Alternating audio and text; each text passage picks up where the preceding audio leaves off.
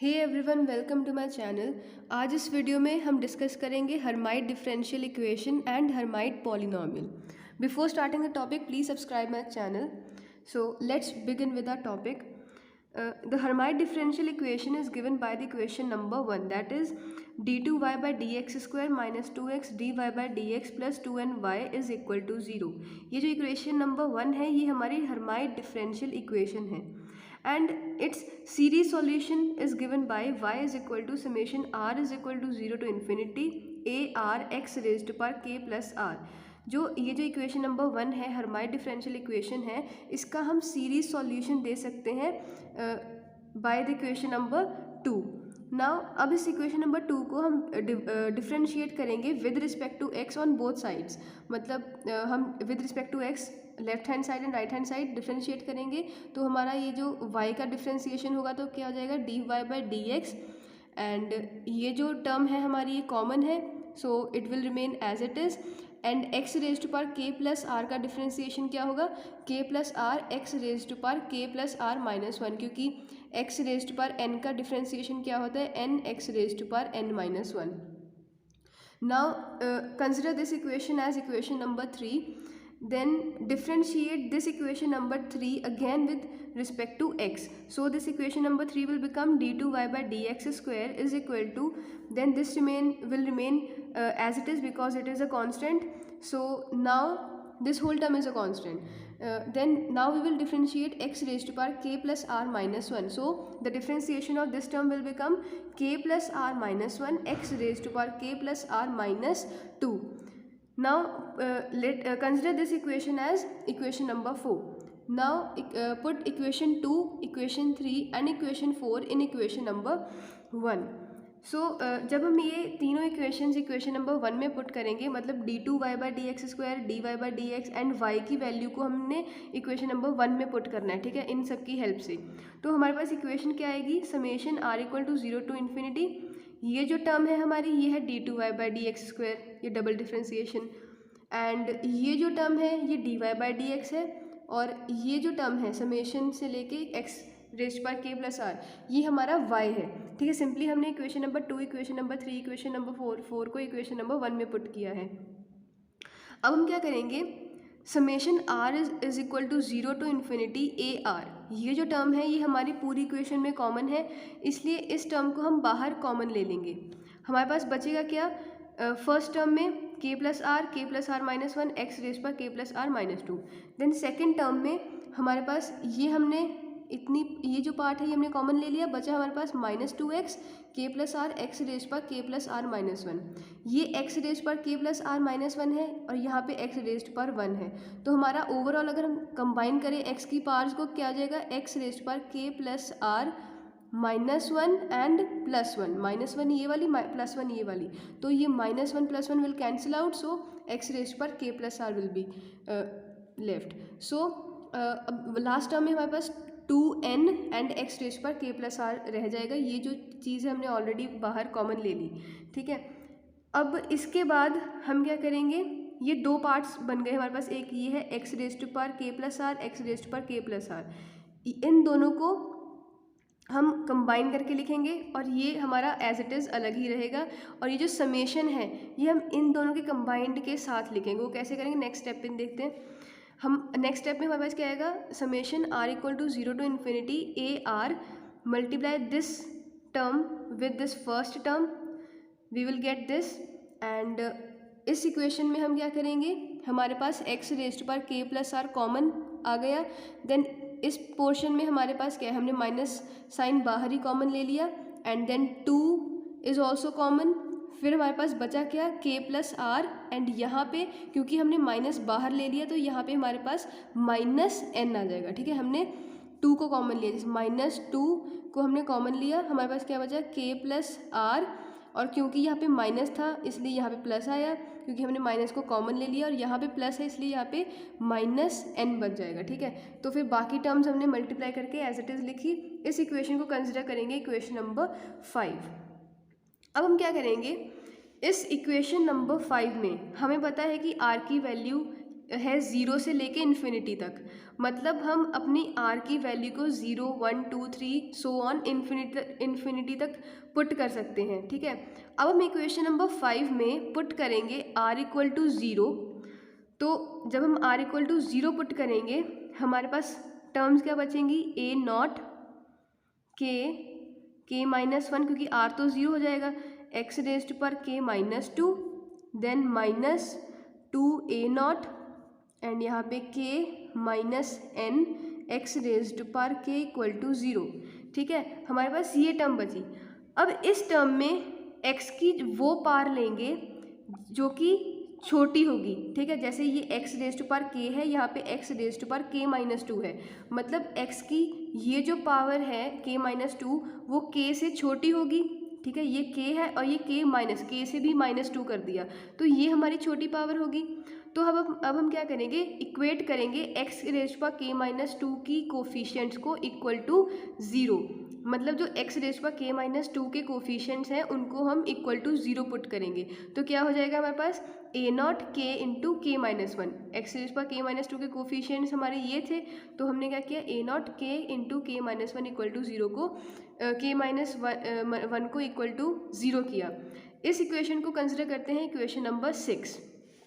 अब हम कहते हैं कि a naught is not equal to 0, a naught जो है वो इक्वल टू 0 नहीं हो सकता, क्योंकि ये हमारे जो कोफिशिएंट्स हैं इसकी फर्स्ट टर्म है, ठीक है। जो हमारा a नॉट है, क्योंकि r इक्वल टू 0 से स्टार्ट करेंगे तो हमारे पास फर्स्ट टर्म a नॉट ही आएगी, ठीक है। हमारी जो कोफिशिएंट्स की टर्म्स आएंगी वो a नॉट फर्स्ट टर्म होगी, ठीक है। इसलिए फर्स्ट टर्म तो हमारी 0 नहीं हो सकती, इसलिए हम क्या कंसिडर करेंगे, a naught is not equal to 0। तो अगर a नॉट इक्वल टू 0 नहीं है तो हमारे पास क्या 0 होगा, k माइनस 1 इक्वल टू 0 होगा, ठीक है। तो इस कंडीशन में हमारे पास दो कंडीशंस आएंगी, जब k is equal to 0 and k minus 1 is equal to 0, ठीक है। यहाँ से तो हमारे पास k की एक वैल्यू आ गई k इक्वल टू 0, यहाँ से हमारे पास k की वैल्यू आएगी k इक्वल टू 1। अब इन दो इक्वेशंस को कंसिडर करेंगे इक्वेशन नंबर 7। जैसे ये हमने x रेज़ पर k माइनस 2 की वैल्यू पुट करी थी जब r इक्वल टू 0 पुट किया था, नेक्स्ट स्टेप में हम r इक्वल टू 1 पुट करेंगे और फिर x रेज़ पर k माइनस 1 की कोफिशिएंट्स को इक्वल टू 0 पुट करेंगे, ठीक है।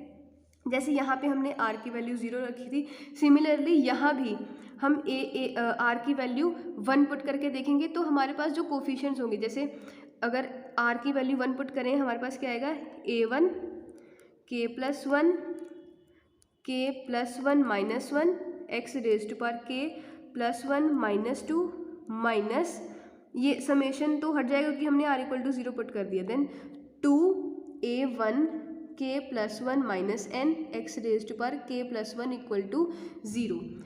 तो ये जो x रेज्ड पर जो पावर होगी इसकी क्या हो जाएगी, x रेज्ड पर k माइनस 1। तो फिर से हमें जो x की स्मॉलेस्ट पावर होगी उसके कोफिशिएंट्स को हम इक्वल टू 0 पुट करेंगे, ठीक है। x रेज्ड पर k माइनस 1 के कोफिशिएंट्स को 0 पुट करेंगे, ठीक है। यहाँ पे हमारे पास x रेज़ पर k माइनस 1 यहीं पे है, यहाँ पे तो x रेज़ पर k प्लस 1 है, बट हम x रेज़ पर k माइनस 1 के कोफिशिएंट्स को इक्वल टू 0 पुट करेंगे, तो जो उसके कोफिशिएंट्स हैं वो हमारे ये हैं, ठीक है। इन्हें सॉल्व करके हमारे पास क्या आएगा, a1 k plus 1 into k equal to 0। Consider this equation as equation number 8। अब हमारे पास दो केसेस होंगे, जैसे यहाँ पे हमने कहा था कि a naught is not equal to 0 क्योंकि वो फर्स्ट टर्म थी, बट यहाँ पे अब a1 जो है वो सेकेंड टर्म होगी, ठीक है। तो a1 0 हो सकता है और ये जो टर्म है ये भी हमारी 0 हो सकती है।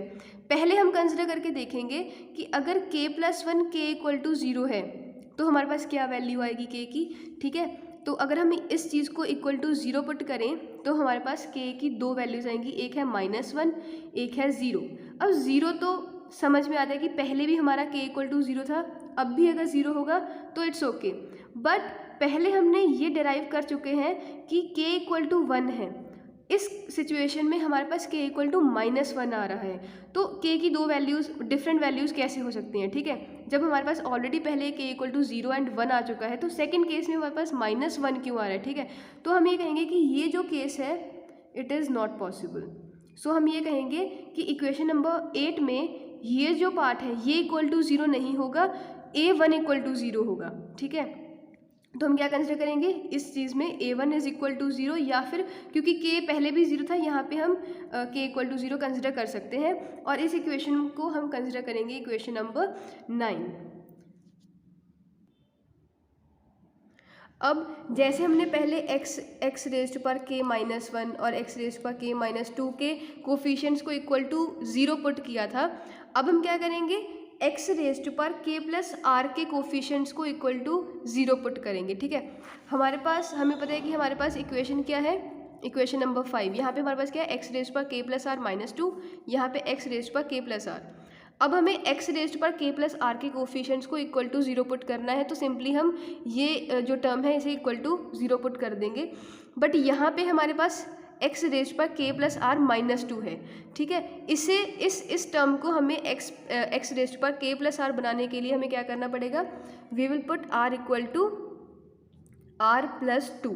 ठीक है, जब हम r को r प्लस 2 पुट करेंगे तो हमारे पास क्या आएगी x रेज्ड पर k plus r plus 2 minus 2, तो माइनस 2 और ये प्लस 2 कैंसिल हो जाएगा, तो हमारे पास पावर बचेगी x रेज्ड पर k प्लस r।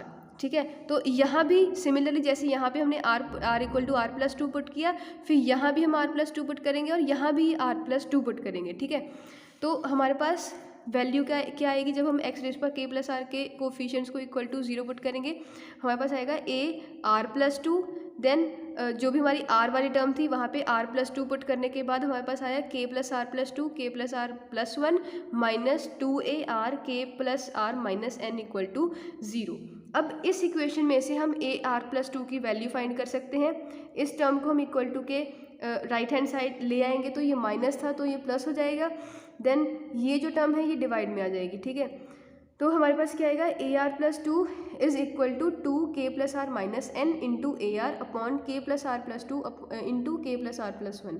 अब इस टर्म को हम एक और तरीके से लिख सकते हैं कि इन दोनों को एक साथ लिख दो और इस n को 2 के साथ इंडिविजुअली मल्टीप्लाई करके लिख दो, तो हमारे पास क्या आएगा 2 into K plus R minus 2n upon k plus are plus 2 k plus are plus 1 into A R. इस इक्वेशन को कंसिडर करो इक्वेशन नंबर 10। ठीक है, ये हमारे पास फाइनल ए आर प्लस 2 की वैल्यू आ गई। अब हमारे पास क्या था, k की दो वैल्यूज़ थी, k equal to 0 and k equal to 1। अब हम वो केस कंसिडर करेंगे कि इस इक्वेशन में हम एक बार k इक्वल टू 0 पुट करेंगे और दूसरी बार k इक्वल टू 1 पुट करेंगे और फाइनल देखेंगे कि हमारे पास जो कोफिशिएंट्स हैं a है उनकी क्या वैल्यू आएगी। ठीक है, तो पहला केस हम कंसिडर करते हैं कि k इज़ इक्वल टू 0। ठीक है, इक्वेशन नंबर 10 में जब हम k इक्वल टू 0 पुट करेंगे तो हमारे पास क्या वैल्यू आएगी, A are plus 2 is equal to, यहाँ पे 0 होगा तो हमारे पास 2 into R, so 2r minus 2n upon यहाँ भी 0, देन r प्लस 2 बच जाएगा, यहाँ पे r प्लस 1 बच जाएगा, तो ये हमारा a are plus 2 is equal to 2r minus 2n upon r plus 2 r plus 1 into A R. इस इक्वेशन को कंसिडर करेंगे इक्वेशन नंबर 11। अब हम k की वैल्यूज़ पुट कर दी। ठीक है, अब हमारे पास क्या है r। ठीक है, तो हम r की वैल्यूज़ पुट करेंगे। पहले हम r की इवन वैल्यूज़ कंसिडर करेंगे, r is equal to 0 2 4 and so on. ठीक है, जब हम r इक्वल टू 0 पुट करेंगे तो हमारे पास क्या बचेगा, a 0 प्लस 2 मतलब a2 बचेगा। यहाँ पे इक्वेशन नंबर 11 में हम r इक्वल टू 0 पुट करेंगे पहले। ठीक है, r इक्वल टू 0 पुट किया, हमारे पास आया a2, देन यहाँ पे r इक्वल टू 0 पुट करेंगे तो हमारे पास सिंपली ये वाली टर्म बचेगी, क्या आएगी माइनस 2n अपॉन, यहाँ पे r इक्वल टू 0 पुट किया तो 2 बचा, यहाँ भी r इक्वल टू 0 पुट किया तो 1 बचा। ठीक है, 2n अपॉन 2 इंटू 1 इंटू यहाँ पे 0 है तो a नॉट हो जाएगा। ठीक है, 2 इंटू 1 को हम लिख सकते हैं 2 फैक्टोरियल। ठीक है, और बाकी टर्म वैसी रह जाएंगी। ठीक है, हमारे पास a2 की वैल्यू आ गई minus 2n upon 2 factorial into a naught. Then अब हम पुट करेंगे r इक्वल टू 2। ठीक है, जब r इक्वल टू 2 पुट किया तो हमारे पास क्या आएगा, a into 2 plus 2 which is a4। ठीक है, यहाँ पे r इक्वल टू 2 पुट किया अब हमने। ठीक है, हमारे पास आएगा 2 into 2 4 minus 2n upon 2 plus 2 4 and 2 plus 1 3। ठीक है, हमारे पास क्या आ जाएगा 4 माइनस 2n अपॉन 4 इंटू 3, और ये ए आर है, 2 पुट किया r को तो a2 आ जाएगा। ठीक है, फिर हमारे पास क्या आएगा, a2 की वैल्यू पुट करेंगे यहाँ पे, ये a2 की वैल्यू है ये हमने यहाँ पे पुट करी। देन हम क्या करेंगे, इस टर्म में से 2 को कॉमन निकाला। ठीक है, 2 एंड हमारे पास क्या बचा, 2 माइनस एन, जब हमने 2 को कॉमन निकाला हमारे पास आया 2n, 2 minus N, minus 2n हमने सेम ऐसे लिख दिया। अब 4 3 2 फैक्टोरियल, इसे हम क्या लिख सकते हैं, 4 इंटू 3 इंटू 2 फैक्टोरियल को हम कैसे लिख सकते हैं, 4 फैक्टोरियल। तो यहाँ पे हमारा 4 फैक्टोरियल आ गया। अब हम नेक्स्ट स्टेप में क्या करेंगे, ये जो माइनस है इसे हम अंदर मल्टीप्लाई कर देंगे, तो हमारे पास अंदर क्या आ जाएगा, n माइनस 2 बच जाएगा। ठीक है, वो हम नेक्स्ट स्टेप में देखते हैं।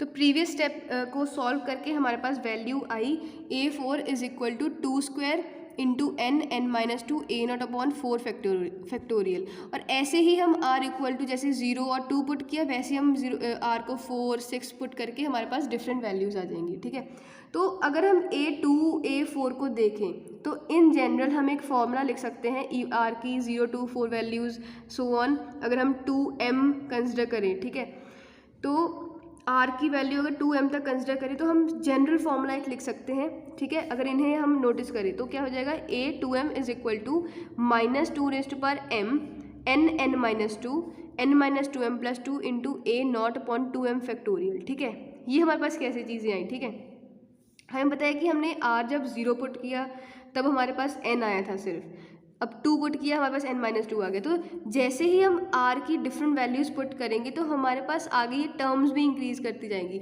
इसे हम वेरीफाई भी कर सकते हैं। अब इसे हम कैसे वेरीफाई करेंगे, यहाँ पे हमारा जो m है इसकी वैल्यू होगी m equal to 1 2 3 and so on.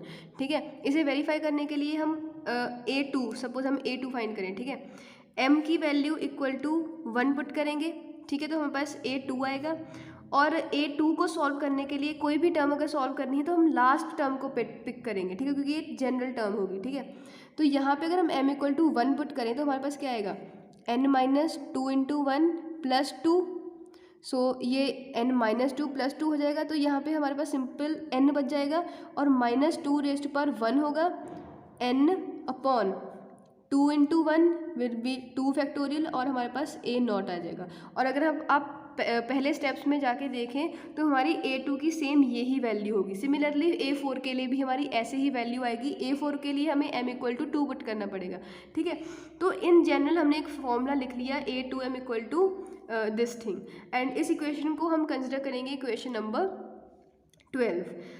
जैसे पहले हमने r equal to 0 to 4 put किया, ठीक है, अब हम पुट करेंगे r equal to 1 3 5 and so on. ठीक है, इन इक्वेशन नंबर 11, जो हमारी इक्वेशन नंबर 11 थी वहाँ पे हम r equal to 1 3 and 5 put करेंगे। हमने यहाँ पे ये इक्वेशन लिख ली, ये इक्वेशन नंबर 11 थी हमारे पास। ठीक है, इस इक्वेशन में हम r इक्वल टू अगर 1 पुट करें तो हमारे पास क्या आएगा, 2 माइनस 2n। ठीक है, r इक्वल टू 1 पुट किया, 2 माइनस 2n इंटू a1, यहाँ पे आएगा 1 प्लस 2 3 1 प्लस 1 2, तो हमारे पास क्या आएगा 2 minus 2n upon 3 into 2 into a1।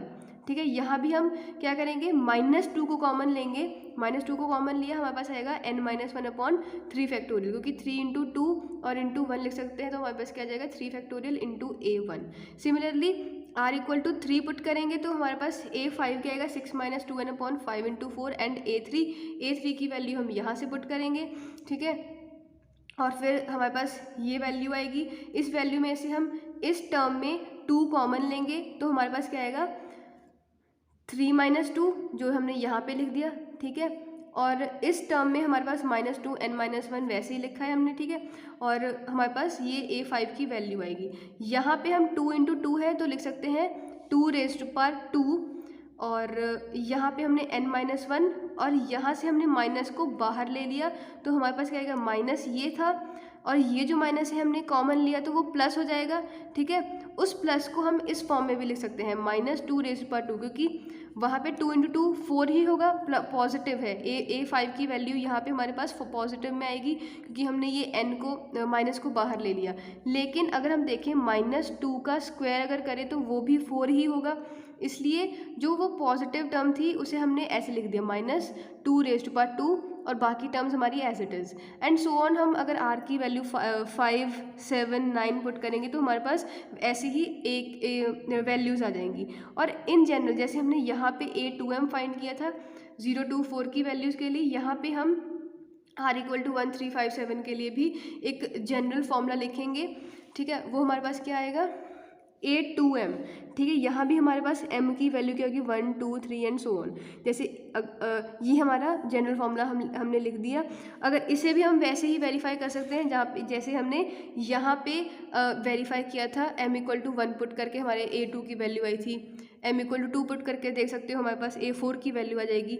वैसे ही यहाँ भी हम वेरीफाई कर सकते हैं m = अगर 1 पुट करें तो हमारे पास क्या आएगा A2 × 1 + 1 which will be equal to A3, ठीक है।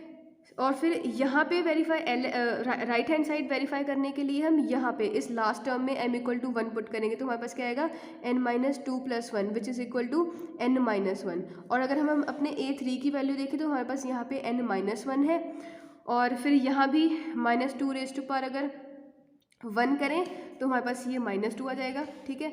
और यहाँ पे हम 1 पुट करें m = 1 तो यहाँ पे हमारे पास 3 फैक्टोरियल आ जाएगा, ठीक है। तो मतलब ये जनरल फॉर्मूला जो है वो हमारी वैल्यूज़ को वेरीफाई करेंगे अगर हम अपने m = 1 2 3 4 and so on put करेंगे, ठीक है। तो हमारे पास दो जनरल फॉर्मूलाज आ गए, एक A2m आ गया फॉर r = 2 0 2 4 6 एंड A2m1 आ गया for r = 1 3 5 7 that is odd terms.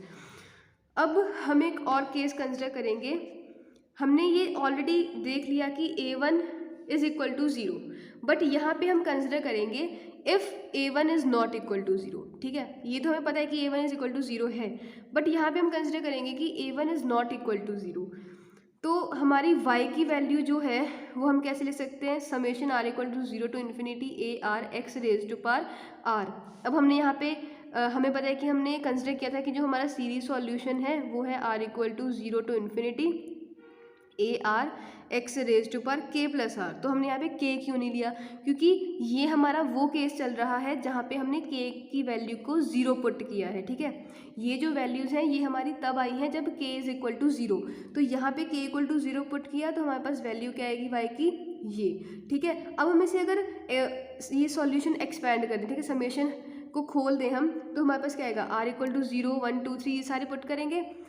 अब समेशन खोल के हमारे पास क्या आएगा A0 + A1x + A2x² + A3x³ and so on. हमारे पास A0 एंड A1 की वैल्यूज़ नहीं है, बट A2 A3 A4 है इन टर्म्स ऑफ A0 और A1, ठीक है। जो इवन टर्म्स हैं वो हमारी A0 की टर्म में है और जो ऑड टर्म्स हैं वो हमारी A1 की टर्म में है, ठीक है। तो हम क्या लिखेंगे A0 as it is and A1x as it is. अब हम A2 की वैल्यू पुट करेंगे, A3 की वैल्यू पुट करेंगे, ठीक है।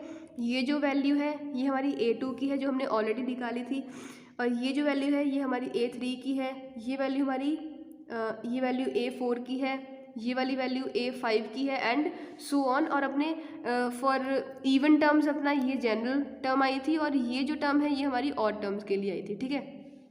ये सारा मतलब हमने A2 A3 A4 की वैल्यूज पुट करके, और जो इवन टर्म्स में A2m निकाला था ये जनरल टर्म जनरल फॉर्मूला, ठीक है। और फिर ये ऑड टर्म्स के लिए जनरल फॉर्मूला था, तो ये हमने एक्सपेंशन में लिख दिया। अब हम जो A0 वाली टर्म्स हैं, A0 मतलब A0 वाली ये जो A0 वाली टर्म्स हैं और A1 वाली टर्म्स हैं, ये हम एक साथ कंबाइन करके लिखेंगे। वो कैसे लिखेंगे, जैसे यहाँ पे हमारे पास A0 था तो A0, यहाँ भी A0 था, देन यहाँ पे हमारे पास A0 है, ठीक है। इन टर्म्स में से हमने A0 बाहर निकालिए कॉमन, तो हमारे पास क्या आएगा A0, यहाँ पे कॉमन निकाला तो 1 आएगा, देन यहाँ पे A0 निकाला तो -2n/n, देन यहाँ पे तो ये जो कोफिशिएंट है A0 की वो हमारे पास यहाँ पे आ जाएंगे, और फिर ये जो था यहाँ भी हमारे पास A0 है जनरल टर्म में, तो ये A0 का देन ये हमारा कोफिशिएंट आ जाएगा। सिमिलरली हम A1 की टर्म्स को कंबाइन करके लिखेंगे, ठीक है। A0 और A1 की मतलब हमने कंबाइन करके टर्म्स लिख ली। इस इक्वेशन को हम कंसिडर करेंगे इक्वेशन नंबर 13, ठीक है। ये था केस जब हमने कंसिडर किया कि if A1 is not equal to 0। अब हम कंसिडर करेंगे case if A1 is equal to 0, ठीक है, जो हमने ऑलरेडी हमने ये तो निकाला भी था कि A1 is equal to 0। Then A1 equal to 0 put करेंगे अगर हम अपनी इक्वेशन नंबर 13 में, तो ये जो टर्म है हमारी ये टर्म सारी खत्म हो जाएगी, हमारे पास सिंपल ये टर्म A0 वाली टर्म बच जाएगी। तो हमारे पास y की वैल्यू आई A0 एंड बाकी जो A0 के साथ जो भी ये मल्टीप्लाइड में था ये हमारी वैल्यू बचेगी y की, और इस वैल्यू को हम कंसिडर करते हैं इज इक्वल टू y1, और इस इक्वेशन को हम कंसिडर करेंगे इक्वेशन नंबर 14, ठीक है। ये जो केसेस थे ये हमने फाइंड किए जब k इज़ इक्वल टू 0। अब हम सेकेंड केस कंसिडर करेंगे when k is equal to 1। तो जो हमारी इक्वेशन नंबर 10 थी वहाँ पे हम अपने k इक्वल टू 1 पुट करेंगे। आगे देखते हैं कि हमारे पास क्या वैल्यूज़ आएंगी। जैसे हमारे ये y फाइंड किया वैसे ही सिमिलरली अब हम y की वैल्यू फाइंड करेंगे। अब हम क्या करेंगे, अब हम जो हमारी इक्वेशन नंबर 10 थी, ये हमारी इक्वेशन नंबर 10 थी, इस इक्वेशन में हम k इक्वल टू 1 पुट करेंगे। ठीक है, तो k इक्वल टू 1 पुट किया, हमारे पास A are plus 2 is equal to k को 1 पुट किया तो हम लिख सकते हैं r plus 1 then minus 2 n will remain as it is and ये k is equal to 1 plus are plus 2 will equal to r plus 3 then 1 plus are plus 1 will be equal to r plus 2। इस equation को consider करेंगे equation number 15। Then जैसे पहले हमने consider किया था जब हमने k इक्वल टू 0 पुट किया था वहाँ भी हमने r की डिफरेंट वैल्यूज़ पुट करी थी। सिमिलरली यहाँ भी हम r equal to 1, 3, 5 and so on consider करेंगे। तो अगर हम r इक्वल टू 1 पुट कर दें इस इक्वेशन में तो यहाँ पे हमारे पास क्या आएगा, a इंटू 1 प्लस 2 वो हो जाएगा a3 और इधर अगर हम r इक्वल टू 1 पुट कर दें तो हमारे पास ये क्या आ जाएगा a1। और हमने इस केस में k इक्वल टू 1 के केस में कंसिडर किया है कि a1 is also equal to 0। ठीक है, तो अगर a1 इक्वल टू 0 हो जाएगा तो हमारे पास a3 भी 0 हो जाएगा। ठीक है, और जब हम a5 कंसिडर करेंगे मतलब r इक्वल टू 3 पुट करेंगे तब भी हमारे पास ये क्या आएगा a3 और हमारे ऑलरेडी हमने यहीं पे लिख दिया कि a3 इज इक्वल टू 0। तो मतलब अगर हम r इक्वल टू 1, 3, 5 पुट करेंगे तो और टर्म्स में जो हमारी a3, a5, a7 ये सारे इक्वल टू 0 हो जाएंगे क्योंकि इनिशियली जब हम a3 फाइंड कर रहे हैं वहाँ पे हमारे पास राइट हैंड साइड में a1 आ रहा है क्योंकि हमने r इक्वल टू 1 पुट किया। तो a1 इज इक्वल टू 0 तो मतलब a3 is equal to 0। Then अगर हम आगे प्रोसीड करेंगे तो हमारी जो भी टर्म्स हैं a5 में a3 आया, a3 में हमारे पास a1 की वैल्यू थी तो a1 वैल्यू इक्वल टू 0 है तो a3 0 आ गया। Then a3 is equal to 0 तो a5 फाइंड करने के लिए यहाँ पे हमारा a3 आएगा तो वो भी इक्वल टू 0 हो जाएगा। सिमिलरली जो ऑड टर्म्स होंगी वो हमारी इक्वल टू 0 होंगी। तो ये तो हमारे पास हमने कंक्लूड किया कि यहाँ पे जो ऑड टर्म्स होंगी a3, a5, a7 वो इक्वल टू 0 होंगी।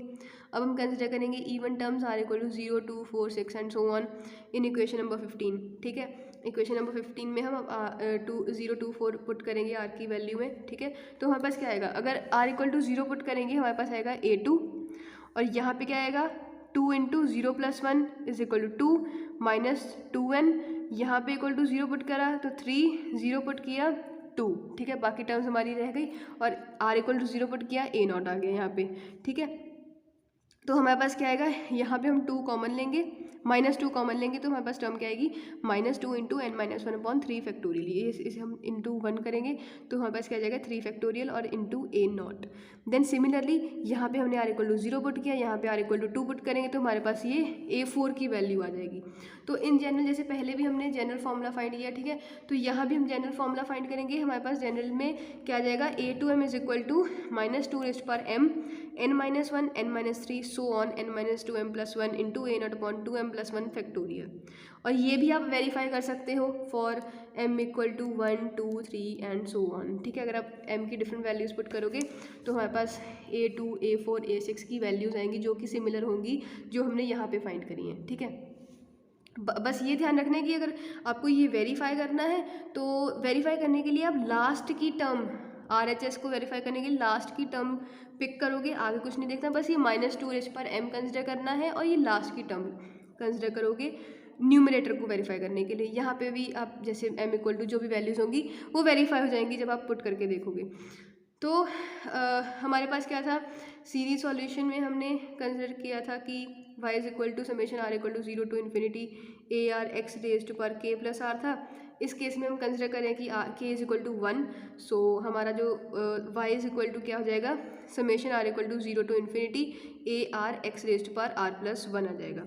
ठीक है, तो इसे हम ओपन कर सकते हैं। ठीक है, r इक्वल टू 0, 1, 2, 3 पुट करेंगे तो हमारे पास आएगा। और क्योंकि हमने यहीं पे भी सॉल्व किया है कि a3, a5, a7, a1 जो 0 है तो इसके एक्सपेंशन में हम वो और टर्म्स कंसिडर ही नहीं करेंगे क्योंकि वो 0 हो जाएंगी।